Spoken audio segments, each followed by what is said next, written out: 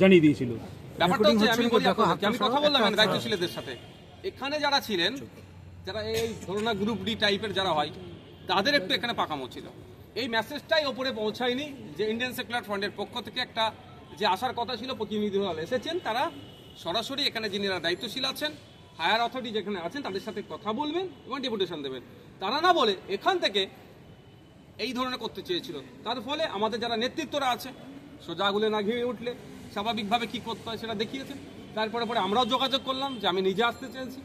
তখন যারা সর্বোচ্চ যিনি ছিলেন এখানকার দায়িত্বশীল অ্যাক্টিং ডেপুটি হাই কমিশনার যিনি আছেন, তা ওনার খবর পেলে উনি সাথে সাথেই আমাদেরকে মানে যে সম্মানের সাথে যাতে নিয়ে আসা হয় সেই নির্দেশনা দিয়েছেন। আমরা দুজন ঢুকেছিলাম। তারপরে আমি ওনাকে বললাম যে আমাদের দলের সাধারণ সম্পাদক বিশ্বজিৎ দা আছেন, ওনাকে অ্যালাউ করা হোক। সাথে সাথে উনি আমাদেরকে অ্যালাউ করলেন। কথাবার্তা হয়েছে যতটুকু ওনাদের বলেছি, হয়তো এখন আমি ভালোভাবে মিডিয়ার সামনে বলছি সেটা নয় যে আমি বলেছি অবিলম্বে, আমরা বলেছি এটাকে বন্ধ হওয়া দরকার। এটা কোনোভাবে কাঙ্ক্ষিত নয়। কারণ শুধু বাংলাদেশের অস্থিরতা হলে পশ্চিমবাংলা, ভারতবর্ষ অস্থিরতা হবে, এটা আমরা চাই না। কারণ বাংলাদেশের ইন্ডিয়ার ডেভেলপমেন্ট সাউথ এশিয়ার ডেভেলপমেন্ট হবে।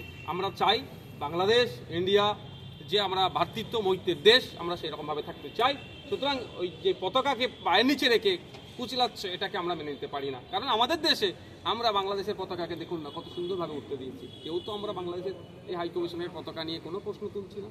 আমাদের দেশের পতাকা আমাদের কাছেও যেমন গৌরবের, আমাদের কাছে যেমন আবেগের, তো বাংলাদেশের পতাকাও বাংলাদেশের কাছে আবেগের। কিন্তু আমাদের পতাকা নিয়ে কেউ ছেড়ছাড় করবে, এটাও মেনে নিতে পারি না, এটা জানিয়ে এসেছি।